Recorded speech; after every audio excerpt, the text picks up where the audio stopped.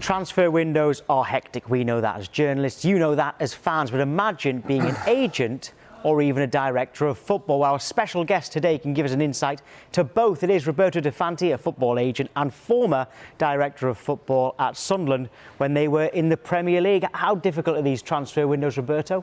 This transfer window? Yeah. Well, it's the first, I would say the first transfer window which is post-COVID, really, you know. So it's been pretty slow, especially in other countries. There's more money in Premier League, of course, so there are more deals here. Other countries have been pretty difficult. Many loans plus options, as you know. But it's picking up pretty quickly now, you know. Last 10 days of transfer window, it's going to be crazy as usual. I don't think nothing will change. Well, what might change with Harry Kane? Because it's something we've been talking about since day one. The first day of this show, which was 2nd of August this summer, Harry Kane didn't go to training. Yeah. He didn't go the next day. He did return later that week. It was a signal. All the time. Yeah, you think so? Oh, yeah, well, for sure. When a player like him, which is super professional, by the way, let's not forget that, suddenly doesn't go to training, he's sending a signal to the chairman that I want to leave this year, you know? It's a strong thing that he did. And I can't say it's admirable or not, but he did it. And I think it made the message clear that he wants to leave the club. More than that. If you're looking after him, if you're an agent of any player in that situation when they want to leave a club, how difficult is it for you? Do you just have to back your client 100%? Or do you have to say, well, training started, you are kind of contractually obliged to go? It's a very difficult one. I think I could never be able to suggest to a client of mine to be unprofessional, you know? Although the Harry Kane situation is very difficult because consider that he is a player, one of the best strikers of the world, top 5, I would say, wants to see trophies on his shelf. But he signed, on the other hand, he signed a 6-year contract, you know, which nobody pointed his head against him when he signed the contract. So how do you get out of there? It's like a conundrum, right? We have to understand what was said in that room the day of the contract. Maybe some promises were made, some gentleman agreement was, you know, talked about, and it's a really conundrum. It's a very tough one, and I would not like to be in Daniel Levy's place. I don't think I've ever mentioned the term gentleman's agreement so much as I have this month. I believe so. Yeah, in football, and when there are contracts involved and things are written down, how rare is a gentleman's agreement? And I assume you probably wouldn't advise it. Well, I can't say it's really rare, you know. I think that everybody wants their own interest. I mean, the club wants the player, of course, signs a contract where he's, you know, abundantly well paid for his performances. There's a moment probably where the players decided, maybe in the last years, that although having the best training ground of the world, I think, or one of the best stadiums of the world, Tottenham, probably I think the player decided that and thought that he's 28-year-old. It's time now to win some trophies. And it's a tough one because when you sign a contract, there is a contract, and a 6-year contract does not allow you any negotiation power, does it, so much, you know? So I think that is totally in the chairman's hands in this moment, or the sport director's hands. Well, talking of the sporting director, they've got a new one. Yeah. Tottenham, Fabio Paratici. I know purely from your contacts in Italy. Yeah, well, you probably know him. First of all, it's Fabio Paratici. Paratici. Okay, so from now on, it's Fabio Paratici. Yeah, it's not the same with a Northeast accent. It's not the same thing. Yeah. And actually, I know him pretty well because I invited him to my wedding. He didn't show up in reality. But he bought me a gift. And that's the only reason why I invited him, by the way. I just wanted the gift. Yeah. Oh well, fair enough. But so I guess you've got sympathy for him in this situation because you have been on that side of things. Yeah, I actually negotiated with him a player when I was at Sunderland. I bought Giaccherini from Juventus at the time.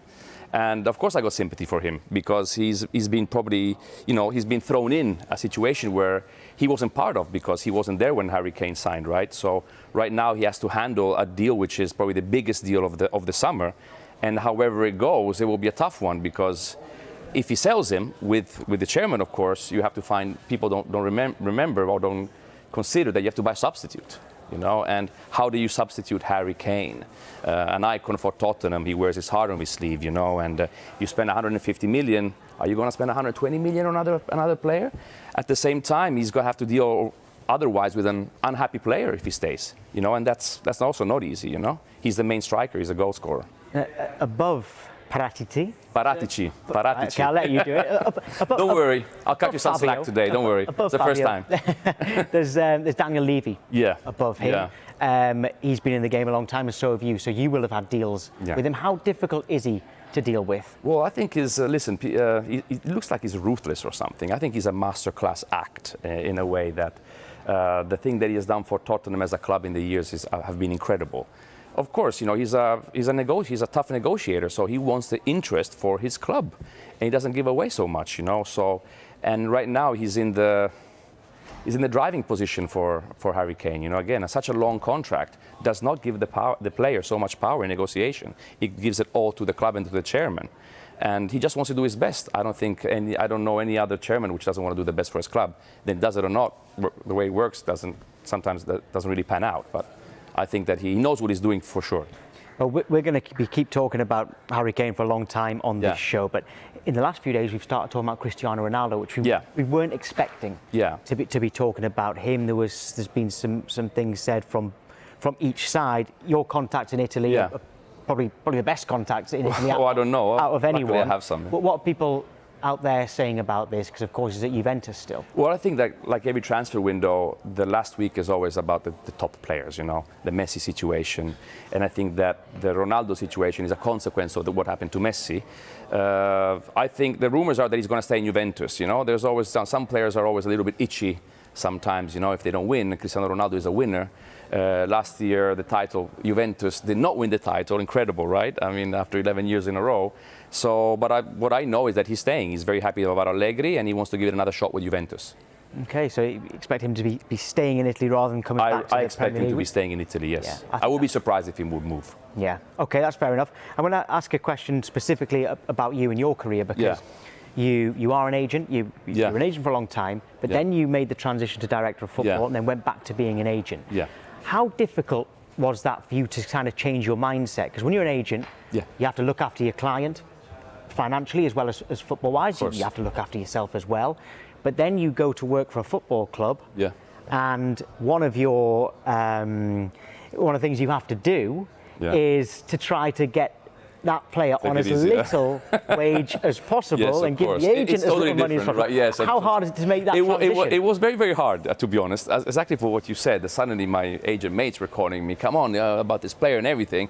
And I was telling them, listen, I have to bring him like this. And they say, what are you doing, man? You're an agent until yesterday, and now suddenly what are you doing?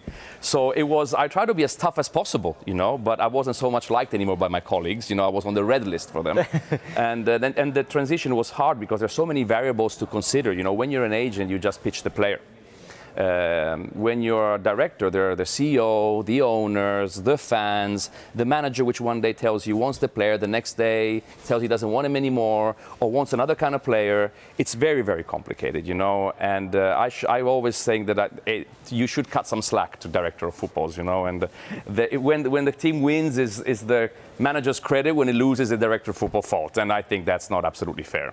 I think Mark's got a question for you from the desk, actually. Yes, I do, actually. It's quite interesting listening to you there, Roberto.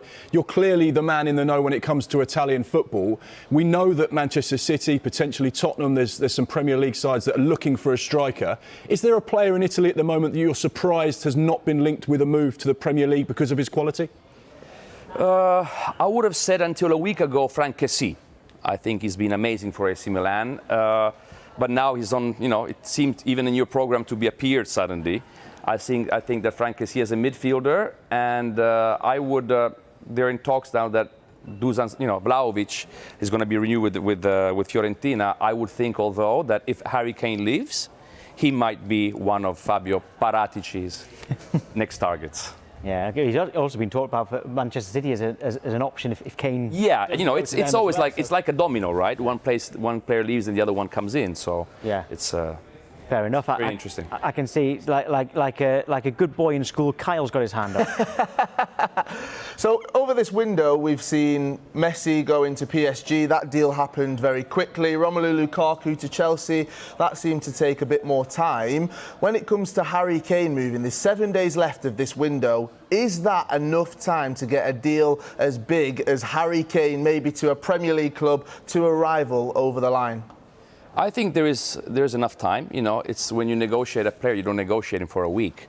They've been talking for Harry Kane for months. I think that I can't say that Manchester City approached him, but for sure they made evident the interest to the club and to the agent.